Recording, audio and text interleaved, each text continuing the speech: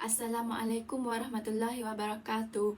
Nama saya Farisa Yima, nombor metrik 40643736. Hari ini saya ada berita boh di Kelantan, Terengganu. Disediakan Muhammad Khuzaitun Zakaria, Fakulti Pengajian Bahasa dan Pembangunan Insan, Universiti Malaysia Kelantan.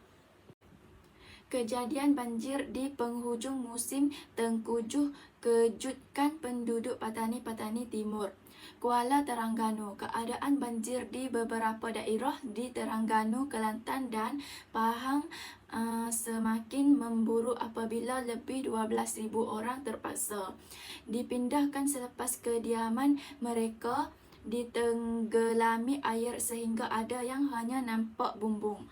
Antara yang terkesan termasuk ibu mengandung warga emas, kanak-kanak dan orang kelainan upaya yang terpaksa memanjat bumbung bersama ahli keluarga masing-masing, sementara menanti untuk diselamatkan selepas air naik terlalu pantas ikuran hujan lebat yang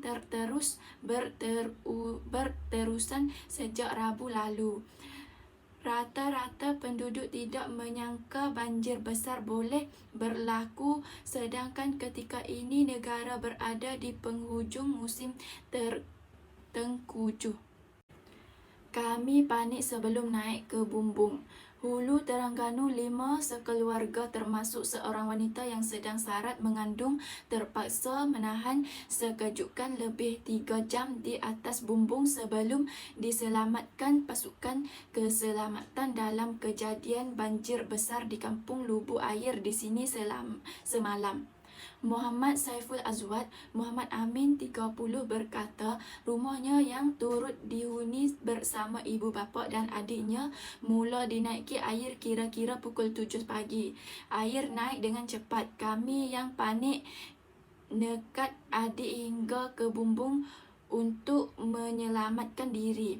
Walaupun risau dengan keadaan isteri Nur Hafizah Abdul Halim yang sarat mengandung, kami tiada pilihan lain.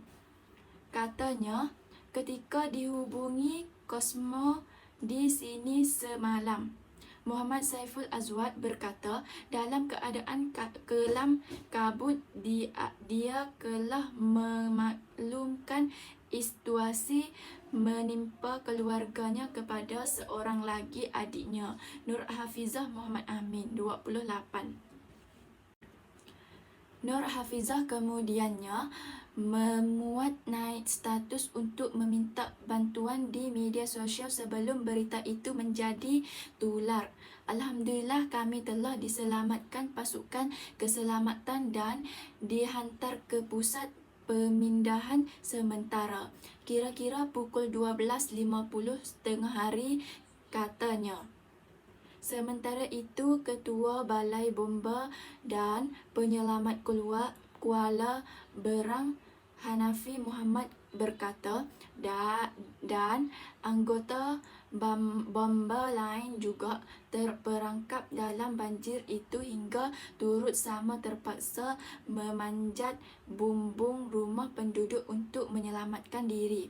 Air naik mendadak dan arus sangat deras membuatkan kami turut terperangkap.